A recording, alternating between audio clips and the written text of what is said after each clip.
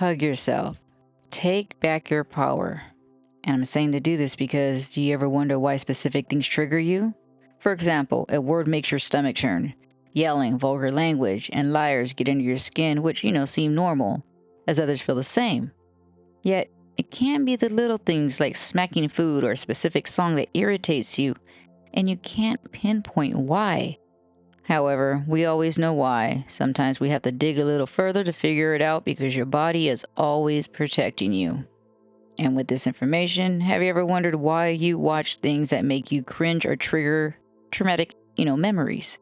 For example, you watch a movie you love and it makes you sad, yet you continue to watch it. What if you watch specific movies is because of it just trauma connected? I say this because there was a time in my life where I was obsessed with movies about romance.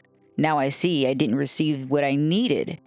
I was sort of living through movies. In addition, I love to watch documentaries about dark things like killers.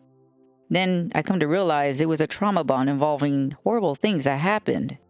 I no longer like these kind of movies, I'm just saying. From a previous, time. And we always think we don't remember, but DNA always remembers. Like I said, your body is always protecting you. And according to science, epigenetics goes back 14 generations, only the beginning of DNA memories. But from my experience, epigenetics may be limitless, regarding how far it connects to memory. Or DNA, that is. I'm not a scientist. I'm just saying what the pictures in my mind are telling me to tell you guys. A lot of words I don't even know. I just say what comes to mind, the best way I can describe things. Because you see, your DNA has memories from past lives, if that exists. As I feel there is more, than coming back and having a past life, but that's for a totally different discussion. But remember, with those triggers and remembrance of traumas, you can heal yourself. And how to do it is hug yourself and heal fragments, become your protector.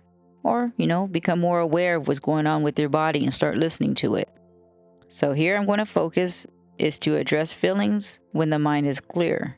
For this exercise, do this first thing in the morning. This is when I find it best. First, you're going to lay down. You're going to place your hands on your stomach or even hug yourself. Easier if you're laying on your side if you're going to hug yourself. And then you ask yourself, how do you feel? And are you okay? Sit in these feelings and keep asking yourself the same question.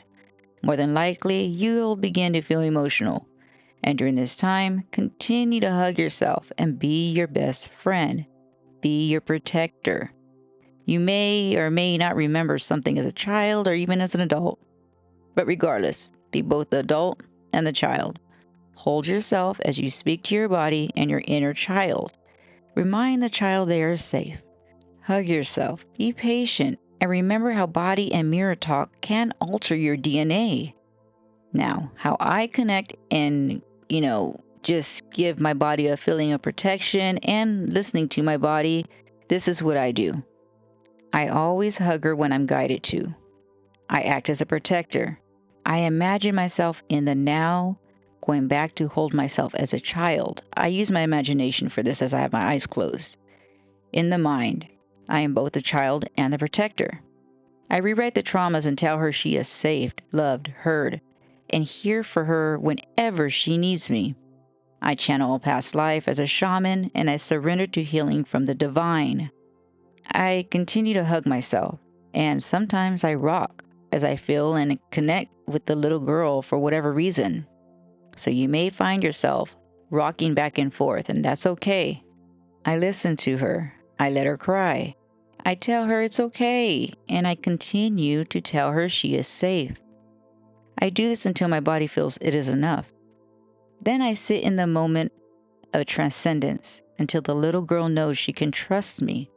And over time, the little girl starts to heal and become aware of fragments of herself. Her body starts to change, mentally and physically.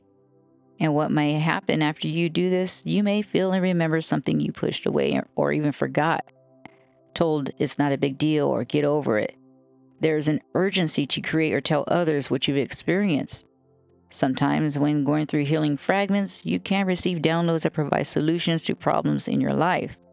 You may feel so in touch and connected to all in the world that you cry from joy and pain.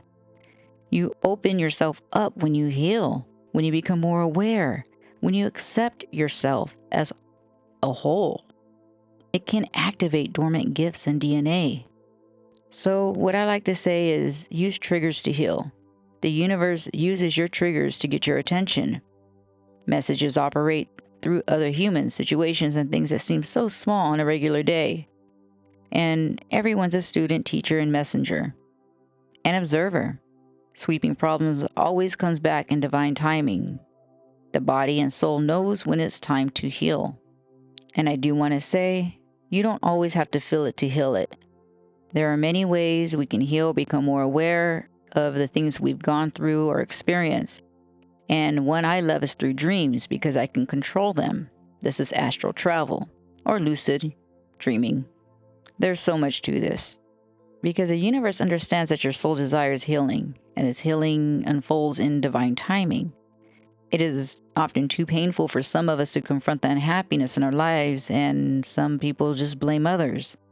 As adults, some of us may choose not to take responsibility for undoing the traumas from childhood because it can be a frightening prospect.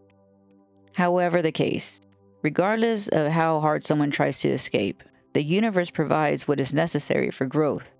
It's important to keep in mind that you may have agreed or even requested these experiences before returning to this life. And please do not take this as you ask for pain. It's beyond this realm. You have to keep an open mind and take the human out and just see it from a different perspective. Things are just different. And remember, trauma stops with you. By exploring the connections within your blood family and trauma, you have the power to heal and release what doesn't belong to you. Crying is for the brave, and you have to understand that. And you may cry a lot. It is within your grasp to put an end to the cycle of trauma because trauma stops with you and me. So now is the opportune moment to reclaim your power and take, control. Undo the lingering effect of epigenetics and childhood trauma and rediscover your authenticity. And if you feel in need of a connection from frequencies beyond this universe, go ahead and check out the services that I provide and see if it's a good fit. It's not for everyone. Just listen to your body. You'll be guided. Until next time, thank you and have a beautiful, beautiful experience.